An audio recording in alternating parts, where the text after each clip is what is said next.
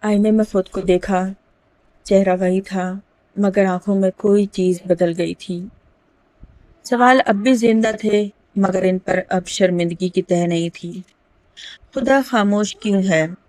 یہ سوال اب صرف کلاس روم کا نہیں رہا تھا، یہ جیسے نعمان کے ساتھ رکشے میں بیٹھا ہوا تھا۔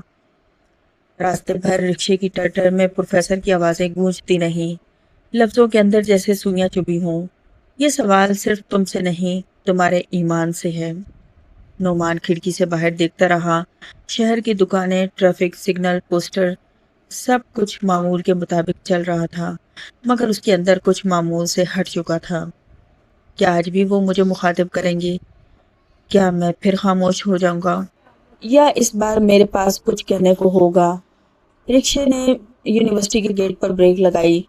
نعمان نے کرایہ دیا، کندھے پر بیگ ڈالا اور خود سے کہا، سچائی کا راستہ آسان نہیں ہوتا مگر چپ رہنا اب اور مشکل ہے۔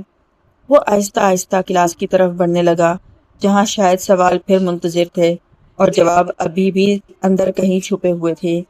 کلاس کے دروازے پر قدم رکھتے ہی نعمان کو عرفان کی آواز آئی، اوہو دیکھو دیکھو، جناب آج پوری فکری گہرائی کے ساتھ تشریف لائے ہیں۔ دوسرا دوست مسکرایا اور بولا، نعمان بھائی کہیں مراقبے سے واپس آ رہے ہو یا پھر کسی اور عالم کے ہتھے چڑھ گئے تھے؟ دونوں ہنسے۔ یہ ان کی معمول کی چھیڑ چھاڑ تھی لیکن آج نعمان کے اندر کچھ معمول جیسا نہیں تھا۔ وہ ہلکی سی مسکراہٹ لایا مگر دل جیسے کسی اور جگہ پھنسا ہوا تھا۔ ذہن کے پردے پر اب بھی پروفیسر کی آواز چل رہی تھی اور دل کے کسی کونے میں ایک اور خیال گونج رہا تھا، عائشہ آئے گی یا نہیں؟ وہ دوستوں کے ساتھ بیٹھ گیا مگر ان کی باتوں میں خود کو پوری طرح شامل نہ کر پایا۔ کبھی کبھی گردن ہلائی، ایک آدھ جملہ بولا مگر نظروں کی دھن میں وہ کچھ اور ڈھونڈ رہا تھا۔ پھر دروازے کی طرف نگاہ گئی۔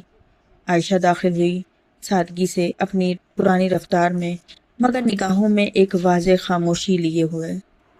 نعمان کی نظریں فوراً اس پر جم گئیں۔ دل کی رفتار کچھ تیز ہو گئی۔ کیا وہ بات کرے گی یا وہ اب بھی ناراض ہے؟ کاش میں کچھ کہہ پاتا۔ اس کی نظریں شرمندگی سے جھکی ہوئی تھیں اور دل میں ایک عجیب سی تمنا پل رہی تھی، کاش وہ میری طرف ایک بار دیکھے جیسے پہلے دیکھتی تھی۔ لیکن عائشہ نے صرف ایک سپاٹ بے تاثر سی نظر ڈالی، نہ سخت نہ نرم، بس خاموش اور غیر جانبدار۔ پھر وہ اپنی سیٹ پر جا کر بیٹھ گئی، کتاب نکالی اور جیسے نعمان کی موجودگی کو نوٹ ہی نہ کیا ہو۔